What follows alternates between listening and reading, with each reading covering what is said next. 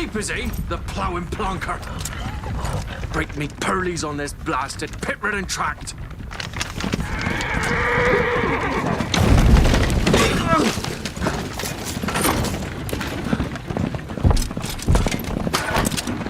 Where's Fear not to Iroh? Aye, the devil's after him! Just running from!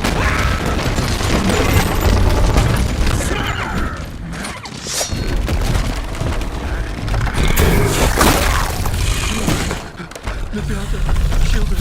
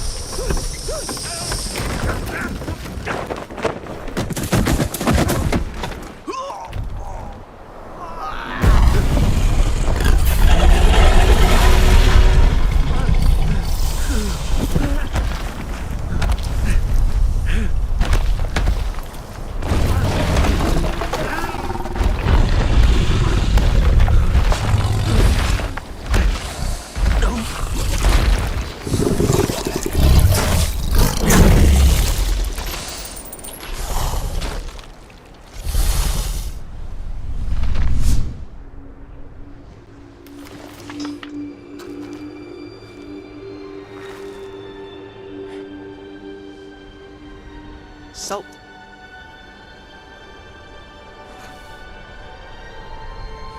Almost had me fooled, Fruin.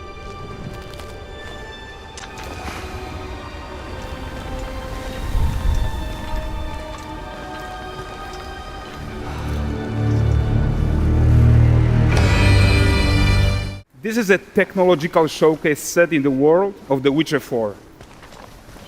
What you just saw and are going to see now is running on a standard PlayStation 5 at 60 FPS with ray tracing. So in the game, you'll be playing as Ciri, a professional monster slayer, a witcher.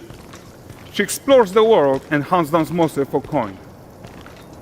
The region we are in is called Kovir, and you'll get to explore it in the game.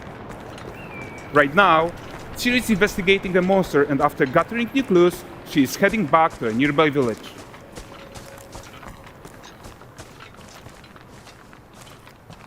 All right, everyone, meet Kelpie. Let weeds be weeds, Kelpie. So just like Geralt had Roach, Ciri has her own loyal companion. We return to town. These two characters need to feel like one.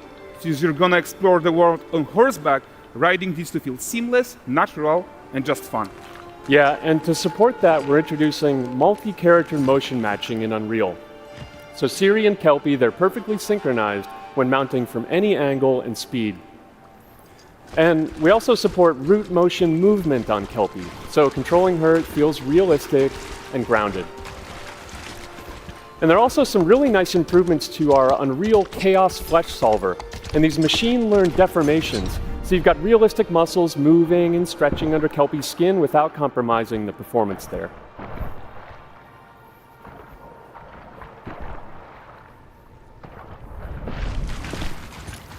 So let's leave Ciri behind for a second and talk about the world itself. So much of the Witcher world is natural, organic, especially Kovir with its dense forest and wild nature. Yeah, and wild nature is hard. And with nanite geometry, we've freed artists from so many of their old constraints.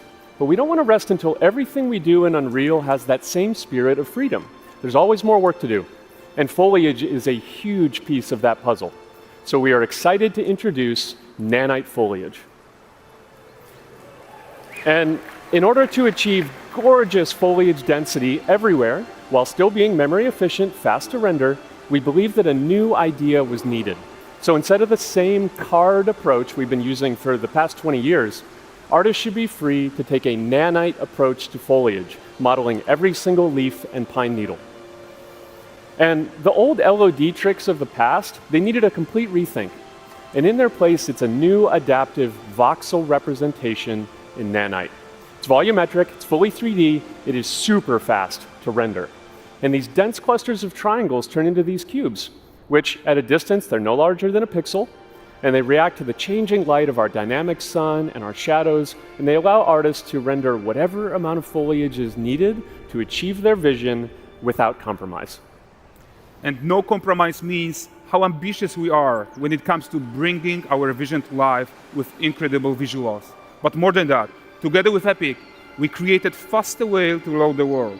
We can now bring in more content more quickly for the smoothest possible experience as we fly down to catch up with Siri.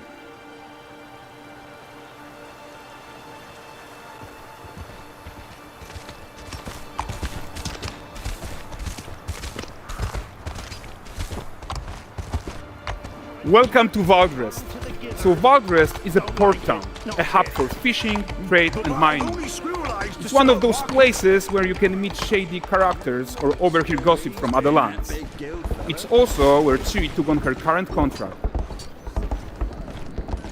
High-tech, let's leave Kelpie here and explore the marketplace and food. I'm so excited we can finally show you some of this stuff. Let's see what Valdrest has to offer. Not her again.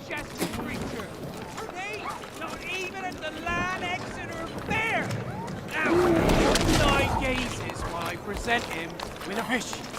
For the furry rascal will often wink, and a fair's wink grants good fortune.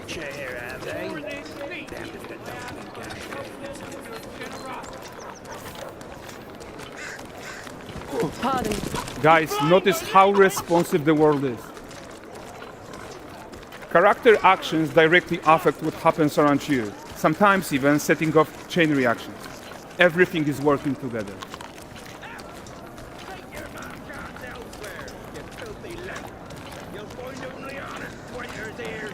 Oh, look at this poor gentleman being taught how to fly by an angry innkeeper. That's what happens when you cheat at Gwent. Last of it, is it? Ready to wait.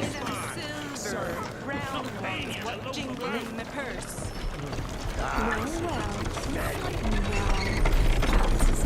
Okay, so this is the guy who gave the quest his own. Like you probably suspect, he has his own agenda in all of this. You off your tits again, Wilfred. Get your ass up.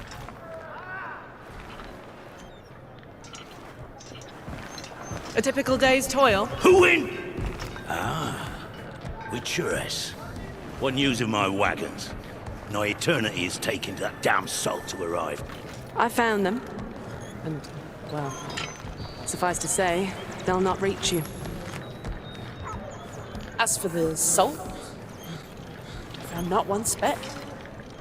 I presume this comes as no surprise to you. Now.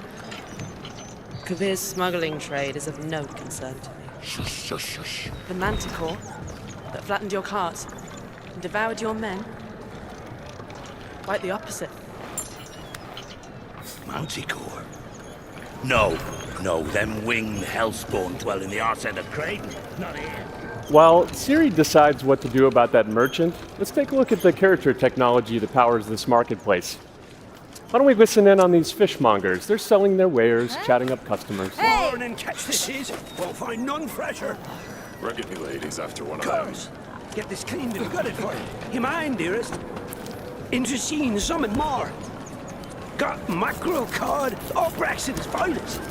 And there is tons of tech at play here, even in this simple market stall. Metahuman tools, improved Unreal smart objects, chaos cloth, and more. Yeah, and all of this exists to make sure that the gap in quality between Ciri and NPCs is as small as possible. Yeah, and closing that gap, it's not just about fidelity, right, but also authenticity. They should react to changes in the world around them. But the prisoner in Pillory isn't exciting enough for Valdrest. Let's grab everyone's attention with a circus.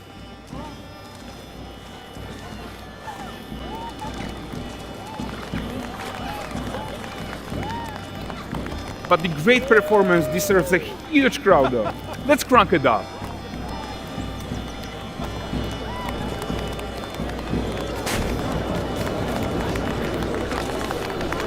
So you are seeing tons of optimizations here to many of Unreal systems.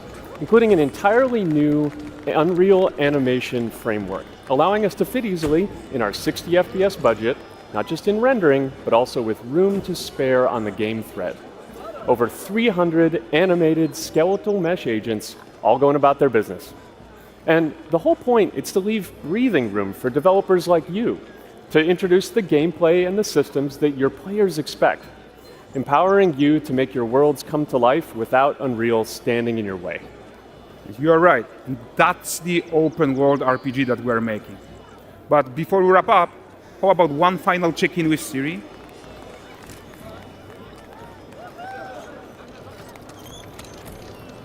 We are making this game to be the most immersive and ambitious open world Witcher game ever.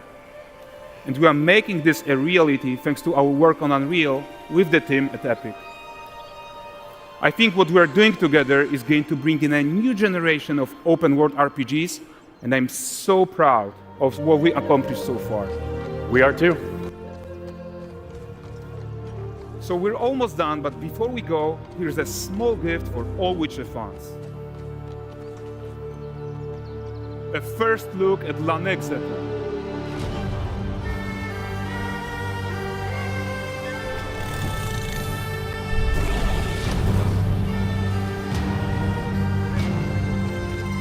Onward, Kelby. With what?